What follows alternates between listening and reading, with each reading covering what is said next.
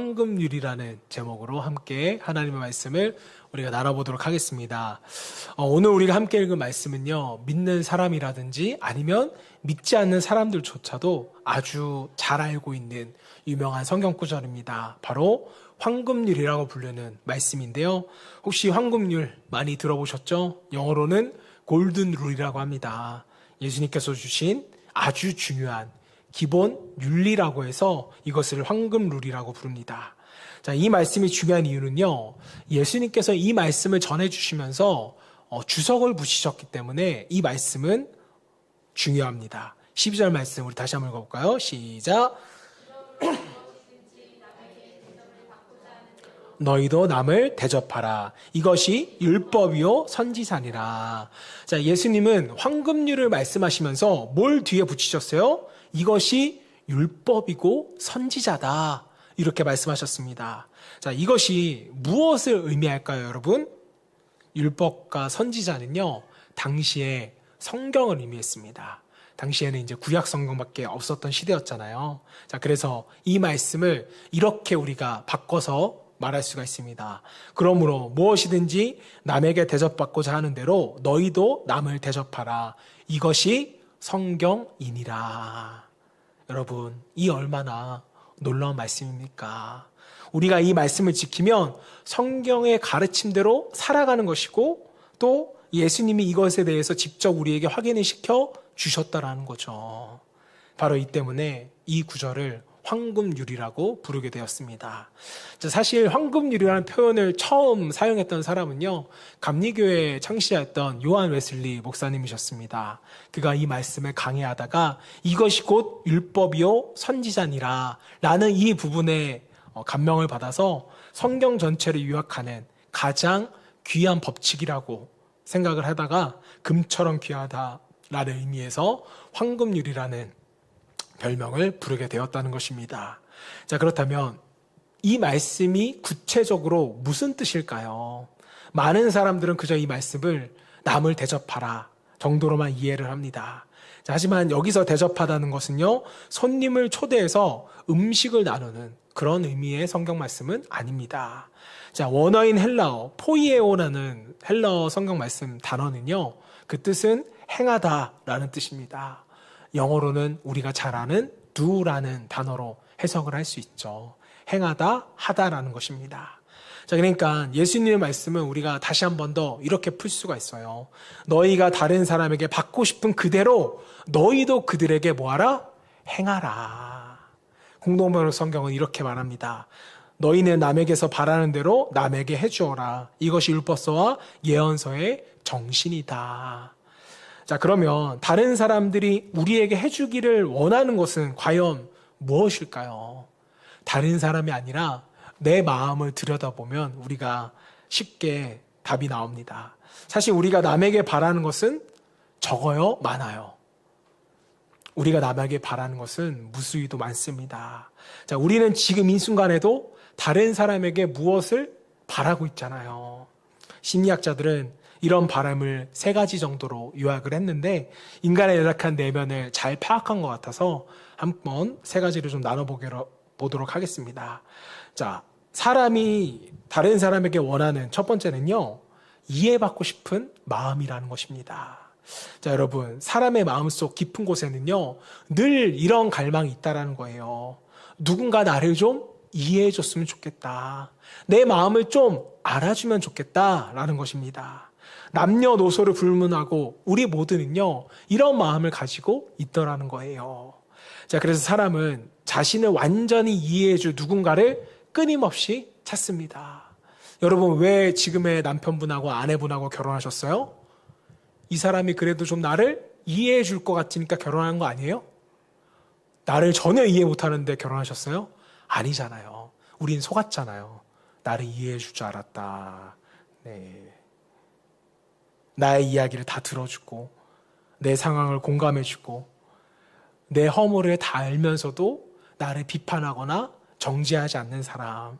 사실 우리는 그런 마음의 관계를 원하고 있다는 겁니다. 자, 그러나 현실은 어떻습니까? 솔직히 말해서 나를 완전히 이해하는 그런 사람을 만나기란 쉽지 않아요. 반만 이해하더라도 그것도 저는 대단하다고 생각합니다. 오히려 내 마음을 다 털어놨다가는 비웃음을 당하거나 무시당할까봐 두려운 마음도 우리 가운데는 있다라는 거죠. 자, 한 심리학자는 왜 남자들이 술집에 방문하는지 분석을 했습니다. 근데 요즘은요, 놀랍게도 여성분들도 술집에 가는 분들이 많대요. 이유는 단순하다고 해요.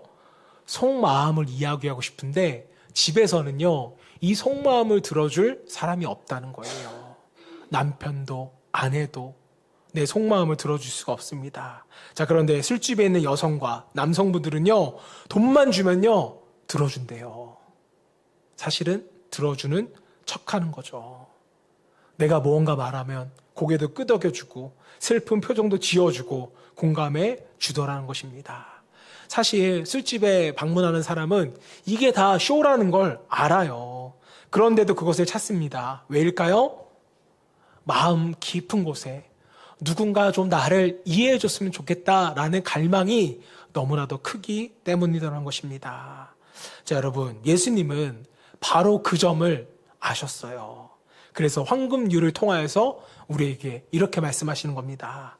너희가 이 땅을 살면서 누군가 너를 이해해 주기를 원하느냐? 그렇다면 너가 먼저 다른 사람을 뭐 해줘라? 이해해 줘라. 아내에게 이해받기만 바라지 말고 먼저 아내를 이해해 주는 것. 남편에게 요구만 하지 말고 먼저 남편을 알아주고 공감해 주는 것. 자녀에게만 아빠 엄마 좀 이해해 줘 라고 요구하고 말하는 것이 아니라 부모가 먼저 자녀의 입장을 이해해 주는 것. 예수님은 이것이 먼저다라고 우리에게 말씀하십니다. 교회 공동체 안에서도 마찬가지예요. 목회자가 성도들의 이해를 바라는 것보다 먼저 성도들을 이해하고 품어야죠. 성도들도 마찬가지입니다. 누군가 나 자신을 이해해 주기보다는 내가 먼저 이해해 줘야 돼요.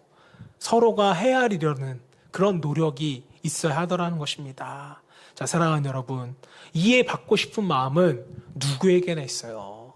저희 막내딸 하임이도 제가 이해해 주기를 지금도 바라고 있을 것입니다. 하지만 주님은 먼저 내가 다른 사람을 이해해 주라 이렇게 말씀하셨다는 것을 우리가 이해하고 먼저 이웃을, 나의 사랑하는 사람을 이해할 수 있기를 소망합니다. 자, 두 번째로 보면 다른 사람들이 나에게 해주기를 원하는 것은 무엇일까 보면요, 두 번째는 믿고 참아주기를 바라는 마음입니다. 뭐라고요? 믿고 참아주기를 바라는 마음. 자, 여러분, 우리는 다 나 자신에 대해 사람들이 좀 오래 참아주기를 바라요. 성경은 사랑을 정의할 때 제일 먼저 우리에게 무엇을 말했습니까? 사랑은 오래 참고. 왜 그렇습니까? 우리 누구나가 다 부족하기 때문이죠. 지금은 좀 모자라고 당장은 실패했을지라도 누군가 나를 믿고 기다려줄 때 우리는 그것이 얼마나 고마워요. 행복해요. 기쁩니까? 부모님이 자녀를 향해 그렇게 믿고 기다려줄 때 자녀는요, 정말 큰 힘을 얻습니다. 어렸을 때 부모가 지지해주고 믿어준 자녀하고 안 그런 자녀하고 커서는 너무나도 큰 차이가 나더라는 것이죠. 또 배우자가 내 단점을 다 알면서도 참고 기다려줄 때 그 배우자가 너무나도 귀한 존재가 되더라는 겁니다. 자, 사실 우리는 스스로를 잘 알아요. 내 단점, 내 부족함, 내 실패를 누구보다도 누가 더 제일 잘 알아요? 내가 제일 잘 알고 있잖아요. 굳이 그것을 끄집어내서 비판하고 상처 주는 것보다는 묵묵히 기다려주면서 믿어주는 사람, 그 사람이 얼마나 귀합니까? 이런 사람이 내 남편이고 내 아내라면 우리는 너무 행복할 것 같아요. 감사할 것입니다. 사업이나 일을 열심히 했지만 결과가 안 좋은 경우도 분명히 있죠. 누구보다도 내가 내 형편을 잘 압니다. 가정이 어렵다는 것도 내가 더 잘 알아요. 이때 만약에 여러분, 배우자가, 아내가, 남편이 바가지를 긁는다면 오히려 그 사람은 얼마나 힘들어질까요? 얼마나 좌절하겠습니까? 하지만 반대로 우리 남편은 성실하니까 언젠가는 반드시 좋은 날이 올 거야. 여보, 내가 기도하고 있어요 라고 말하며 기다려준다면 그 아내가 얼마나 귀하고 사랑스럽겠습니까? 제가 상담을 공부하면서 들었던 충격적인 사건 중에 하나는요, 부모가 사업을 굉장히 크게 하는 부자였는데 아들이 부모가 원하던 명문대학에 떨어지던 날, 그날 어머니가 이 아들을 길거리에서 멱살을 붙잡고 통곡을 했대요. 아들도 그날부로 충격과 함께 우울증에 빠져서 더 이상 공부를 못하게 되자 이 부모는 아들을 사람 취급을 하지 않았다고 합니다. 그러니까 아들이 우울증이 점점 더 깊어져 갔고 최후에는 극단적인 선택을 했다라는 거예요.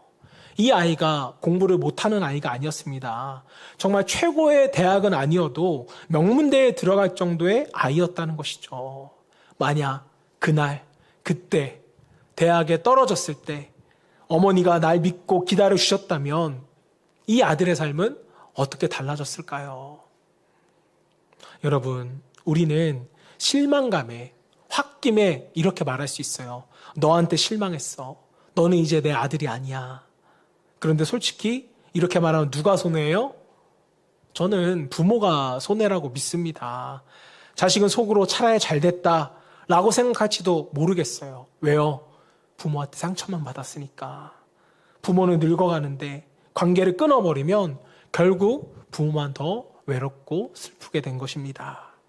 자, 예수님은 말씀하셨어요. 누군가 내가 잘못했을 때 단칼에 관계를 끊는 것보다 허물도 알고 실수도 알지만 오래 참아주는 사람이 더 귀하다. 예수님은 황금률을 통해서 우리에게 이 메시지를 주고 있는 것입니다. 자, 그리고 황금률로 이렇게 더 붙이는 거예요. 너희가 정말 다른 사람에게 그렇게 대우받기를 원한다면 너희도 먼저 배우자와 자녀와 성도를 그렇게 대하라. 이것이 성경이니라. 저는 부부가 서로 오래 참아주는데 사이가 안 좋은 부부는 한 번도 본 적이 없습니다. 시간이 흐를수록 참아주는 사랑은요, 반드시 열매 맺게 되어 있어요. 처음에는요, 관계가 틀어지는 것 같아도 오래 참아주면 상대는 분명히 변합니다. 아, 목사님 안 변하던데요? 더 참아보세요. 더더더 참아보세요. 분명히 변하게 되어 있습니다. 사랑하는 여러분, 사실 우리 모두는요, 다 실수할 수밖에 없는 연약한 존재잖아요. 그렇기 때문에 우리가 서로에게 가장 간절히 원하는 것이 무엇이에요? 바로 조금 더 기다려줬으면 좋겠다라는 것입니다. 당장은 내가 부족하고 넘어지더라도 나를 향해 실망과 비난을 쏟아내는 대신에 그래, 아직 과정이잖아. 언젠가는 달라질 거야 하고 믿어주는 사람만 있다면 그 한 사람 때문에 우리는 다시 일어설 수 있을 것입니다. 혹시 지금 누군가 때문에 마음이 힘드신가요? 그 사람이 향해 단칼에 관계를 끊어버리고 싶은 그런 마음이 있으십니까? 자, 그러나 주님은 우리에게 말씀하십니다. 너가 오래 참아주기를 원하느냐? 그렇다면 너도 먼저 오래 참아주어라. 이것이 성경의 정신이다. 예수의 말씀을 기억하며 서로에게 오래 참아줄 수 있기를 주님으로 축복합니다. 자, 세 번째로 다른 사람들이 나에게 해주기를 원하는 것은 무엇일까 살펴보면 세 번째는요, 존경받고 인정받고 싶은 마음이라는 거예요. 자, 마지막으로 심리학자들은 우리는 다른 사람에게 존경받고 인정받기를 원한다고 설명을 합니다. 사실이죠. 아무리 부족하고 아무리 비천한 사람일지라도 남들에게 존중받고 싶어요. 더 나아가 존경받고 싶습니다. 인정받고 싶어요. 왜 그래요? 왜 그렇습니까?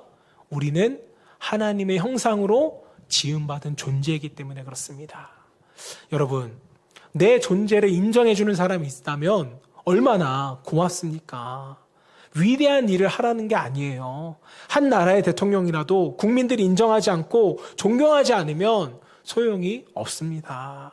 그러나 내가 작은 일을 하는 그런 말단 종업원일지라도 누군가에게 수고 많으십니다, 고맙습니다 라고 인정해 줄 때 그 사람은 큰 위로와 힘을 얻게 되더라는 거죠.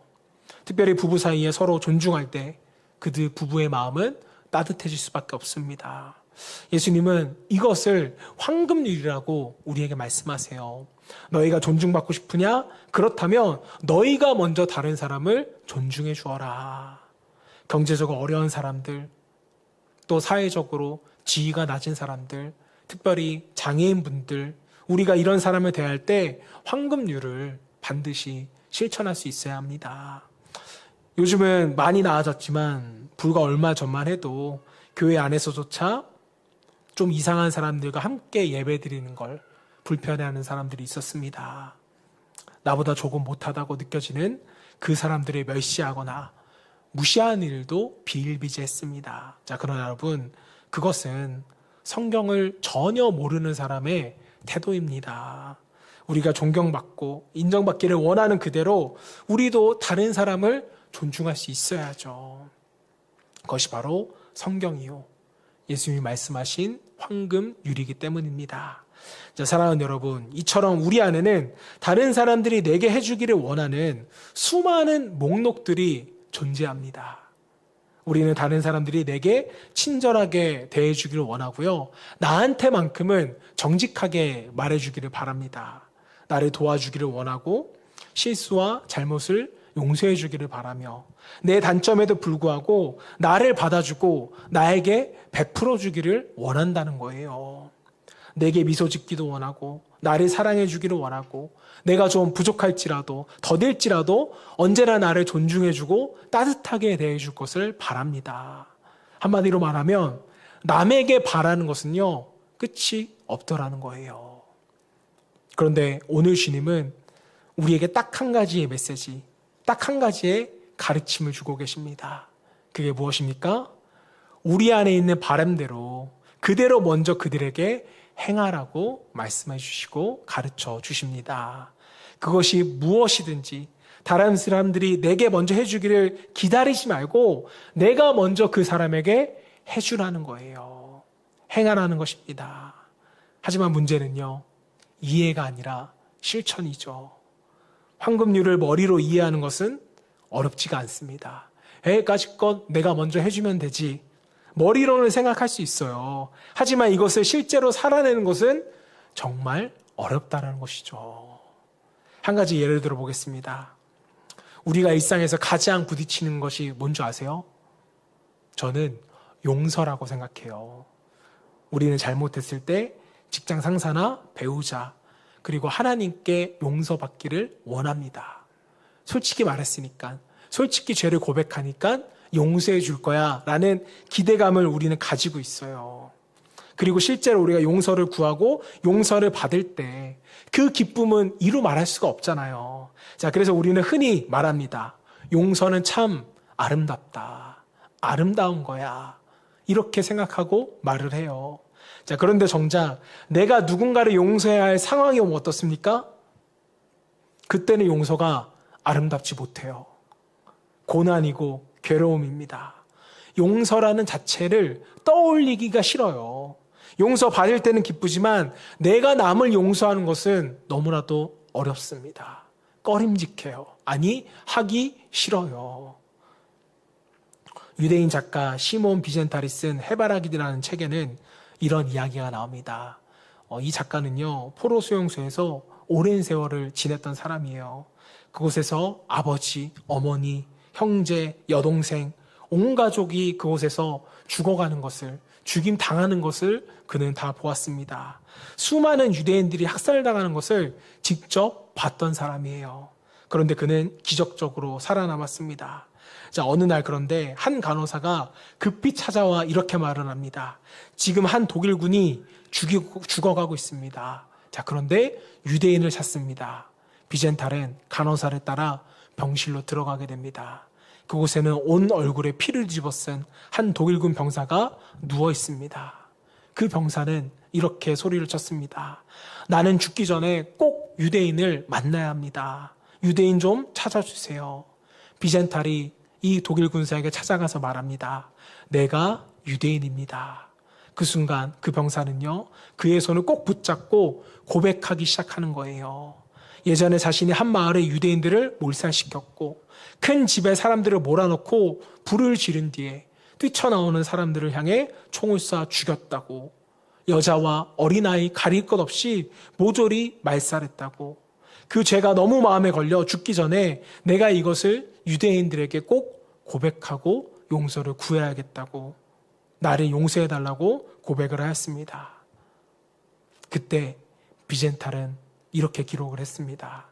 나는 그의 고백을 듣고 용서한다는 말을 하지 못한 채 그의 손을 힘껏 뿌리치고 그 자리에서 뛰쳐나왔다.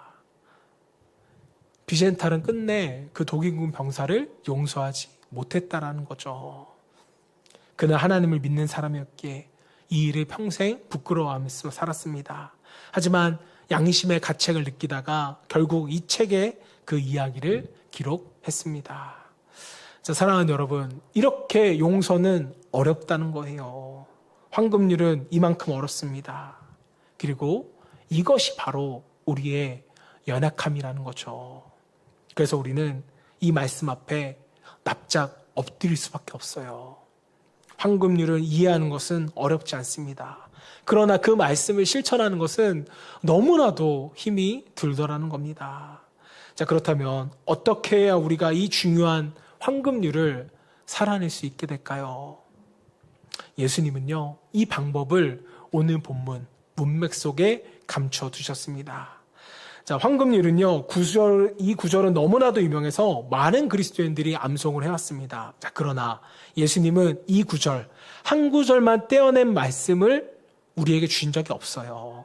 늘 말씀드리지만 성경은 문맥을 파악하고 읽어야 오해가 없습니다. 그리고 우리가 잘 해석해낼 수 있어요.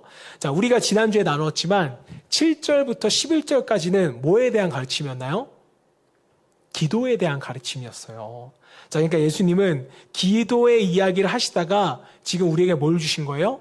황금률을 주신 거예요. 이게 무슨 의미일까요? 우리 스스로의 힘으로는요, 이 황금률을 지킬 수 있다, 없다? 없다라는 것이죠.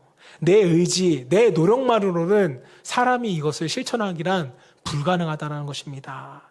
자, 그래서 예수님은 기도의 문맥 안에 이 말씀을 넣어 놓으신 거예요. 결국 황금률을 지키려면 먼저 하나님의 아버지를 우리가 의지해야 한다는 것입니다. 매일매일 무릎을 꿇고 기도하는 사람만이 이 말씀을 살아낼 수 있게 되더라는 거죠. 예수님은 분명히 말씀하셨습니다. 기도에는 놀라운 능력이 있다.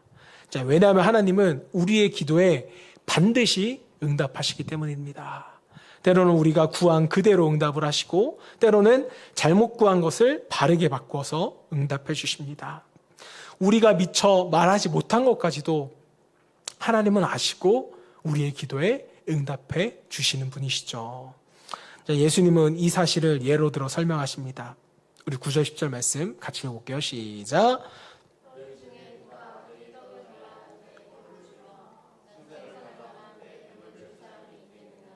그리고 이렇게 덧붙이세요. 11절 말씀 시작. 악한 자라도 좋은 것으로 자식에게 줄 알거든 하물며 하늘에 계신 너희 아버지께서 구하는 자에게 좋은 것으로 주시지 않겠느냐. 자, 여기서 말하는 좋은 것을요, 어떤 성경 사본에는 성령이라고 기록을 해놨습니다. 자, 그러니까 우리는 두 가지로 지금 이해를 할 수 있는 거예요. 첫 번째는 하나님은 우리가 기도하면 가장 좋은 것을 주신다. 자, 두 번째는 우리가 기도하면 반드시 성령을 주신다. 이렇게 두 가지로 해석을 할 수 있는 거죠. 자, 성령이 우리 마음에 임하시면 어떤 일이 일어나게 될까요? 우리의 기도를요, 성령 하나님이 인도해 주세요. 잘못된 기도는 막아주시고 바른 기도를 하게끔 우리를 인도해 주십니다. 자, 그래서 우리가 성령 안에서 기도할 때 우리는 결국 가장 좋은 것을 받게 되더라는 것이죠. 좋은 것이라고 하든 성령이라고 하든 결과는 다 똑같다라는 거죠. 중요한 건 기도할 때 하나님이 반드시 가장 좋은 것으로 우리에게 응답해 주시더라는 겁니다. 자, 그러므로 성령이 우리 안에 충만히 거하시면 우리는 어떻게 달라질까요? 그때부터 황금률을 실천할 수 있는 사람이 되더라는 거예요. 이것이 바로 기도의 중요성입니다. 우리가 할 수 없지만 하나님은 우리에게 가장 좋은 것을 주셔서 우리가 할 수 있게끔 하신다. 우리가 내 사건, 내 질병, 내 자녀, 내 문제를 두고 기도하지 않고 그저 하나님이 알아서 해주시겠지 앉아만 있으면 여러분 변화는 일어나지 않습니다. 영원히 같은 자리일 뿐이죠. 하지만 우리가 매일 하나님 앞에 나아가 기도한다면 어떻게 될까요? 하나님께서 성령을 보내주셔서 우리가 하나님을 만나고 성령의 음성을 듣게 됩니다. 자, 때문에 기도하는 사람은요, 자신도 모르게 변화되어지는 거예요. 얼굴빛이 달라지고 이제는 빛이 납니다. 기도하는 사람은 말이 줄어들고요, 남을 쉽게 비난하지 않게 돼요. 마음도 넓어지고 사람을 용서하게 됩니다. 뭘 실천하고 있는 거예요? 황금률을 실천하게 되어 간다는 것이죠. 또 관계가 좋아지니까 삶이 기쁨으로 가득해지고 고난조차도 이겨내게 되더라는 것입니다. 왜 그렇습니까? 성령 하나님께서 그 사람의 삶을 인도해 가시니까요. 이렇게 우리가 성령을 날마다 모시고 살아갈 때 우리는 드디어 황금률을 실천할 수 있는, 행할 수 있는 사람이 되는 것입니다. 자, 그래서 우리가 황금률을 실천한다는 건 곧 성경 말씀대로 사는 것이죠. 진짜 천국 백성으로서 살아가는 것입니다. 그리고 이때 천국 백성으로 살아갈 때 우리는 하나님의 놀라운 축복을 경험하게 되는 것이죠. 삶의 기쁨이 넘쳐나고 빛과 소금의 그 사명을 감당하며 살아갈 때 그의 삶이 축복된 존재로 변화되게 됩니다. 자, 하나님은 우리에게 불가능한 명령을 내리신 적이 없어요. 그래서 황금률을 주시면서도 그 동시에 그것을 행할 수 있는 방법 또한 우리에게 알려주셨습니다. 기도하라. 그러면 내가 너희에게 좋은 것을 주겠다. 성령이 너희를 충만케 할 것이다. 우리는 이 약속을 굳게 믿고 오늘도 황금률을 실천해 나가야 할 것입니다. 자, 짧은 이야기를 하나 나누고 말씀을 마치도록 하겠습니다. 20세기 초에 세계적으로 유명했던 피아니스트 중에 파데 레부카스키라는 아주 유명한 사람이 있었습니다. 이 사람은요, 당시에 피아노의 거장으로 불렸던 사람이에요. 후에는 폴란드의 총리까지 되는 아주 굉장히 존경을 받는 사람이었는데요. 자, 그가 한 번은 미국에서 연주회를 열었는데, 연주회가 시작하기 전에, 이 피아니스트가 올라가기 전에 5살짜리 꼬마 아이가 부모 몰래 무대로 뛰어나와서 중앙에 있는 피아노를 치기 시작했는데 어떤 곡을 쳤을까요? 아이들이 가장 좋아하는 곡을 쳤습니다. 그게 뭐냐면 젓가락 행진곡을 치기 시작한 거예요. 바바바바바바바바. 이거 다 알고 계시죠? 관객들이 그 소리에 놀라서 깜짝 놀라 웅성웅성하기 시작하는 거예요. 끌어내라. 부모가 어디 있냐. 이거는 연주의 매너가 아니다. 사람들이 웅성웅성 소리쳤다고 합니다. 자, 그때 파데레브스키가 무대 뒤에서 조용히 나와서 아이에게 이렇게 말했대요. 아이야, 계속 쳐. 이렇게 말하며 아이의 양팔을 감싸 화려한 화음을 얹으며 연주를 이어가기 시작했다고 합니다. 단순한 젓가락 행진곡이 그 순간 멋진 음악으로 바뀌더라는 거예요. 이 사건은 너무 유명해서 미국과 폴란드 잡지에도 실리게 되었다고 합니다. 저는 파데레브스키의 이런 따뜻한 모습을 우리 하나님 아버지의 모습에 저는 비유를 하고 싶습니다. 하나님 아버지 또한 우리가 실수했다고 끌어내지 않으세요. 잘못했다고 정죄하지 않으십니다.